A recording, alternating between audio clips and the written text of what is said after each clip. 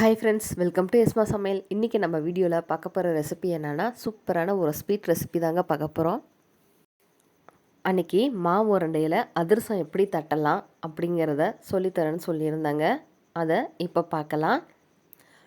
அதை பார்க்குறதுக்கு முன்னாடி நீங்கள் இது வரைக்கும் நம்மளோட சேனலை சப்ஸ்கிரைப் பண்ணலைன்னா ப்ளீஸ் சப்ஸ்கிரைப் பண்ணிவிட்டு பக்கத்தில் இருக்க பெல் ஐக்கானை கிளிக் பண்ணி ஆளுங்கிற ஆப்ஷனை தட்டி விடுங்க. அப்போ தான் நம்ம போடுற நோட்டிஃபிகேஷன் உடனுக்குடனே வரும். பாருங்கள், அன்றைக்கி பிடிச்ச மாவிளக்கு அப்படியே இருக்குது.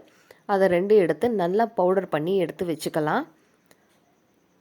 இப்போது பவுடர் பண்ணி எடுத்து வச்சதுக்கப்புறமா ஒரு 3 டேபிள் ஸ்பூன் சர்க்கரையில் தண்ணி ஊற்றி வச்சுருக்கோம். சர்க்கரை நல்லா கரையிற வரைக்கும் அடுப்பை சிம்மில் வச்சுட்டு நல்லா கிண்டி விட்டு நம்ம உதுத்து விட்ட மாவில் அந்த சர்க்கரை பாகை சேர்த்துக்கலாம். இதை இப்போது சூடு பொறுக்கிற வரைக்கும் கரண்டியிலே கிண்டி விட்டுட்டு அதுக்கப்புறமா கையில் நல்லா பிசைஞ்சு எடுத்துக்கலாம். பாருங்கள், இந்த பதத்துக்கு நம்ம மாவை உருட்டி தட்டுற அளவுக்கு இருக்கணும். இப்போ இதை நல்லா பிசைஞ்சு கொடுத்துக்கலாம். நல்லா பிசைஞ்சு வச்சதுக்கு அப்புறமா நம்ம கடாயில் அதிரசம் போடுறதுக்காக எண்ணெய் ஊற்றி வச்சுருக்கோம். அது காயறதுக்குள்ள மாவு உருண்டையை எடுத்து எள்ளில் தொட்டி எடுத்துட்டு ஒரு பாலித்தீன் கவரில் வச்சு நல்லா தட்டி விட்டுக்கலாம். இந்த மாதிரி தட்டி விட்டதுக்கு அப்புறமா நம்ம எண்ணெயில் பொரித்து எடுத்துக்கலாம்.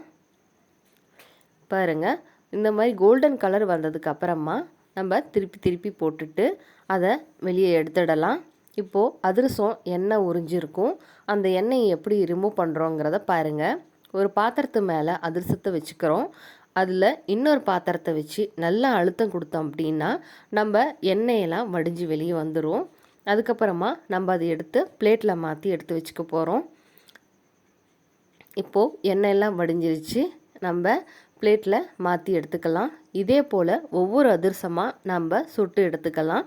மீதம் இருக்கிற மாவிளக்கில் சூப்பராக அதிரசம் சுவையாக ரெடி பண்ணி ஆயிடுச்சுங்க. இதே மாதிரி நீங்களும் மாவு உருண்டைகளை வீண் பண்ணாமல் அதிரசமாக தட்டி சாப்பிடுங்க. இந்த வீடியோ உங்களுக்கு பிடிச்சிருந்ததுன்னா லைக், ஷேர், சப்ஸ்கிரைப் பண்ணுங்கள். தேங்க்ஸ் ஃபார் வாட்சிங் மை வீடியோ.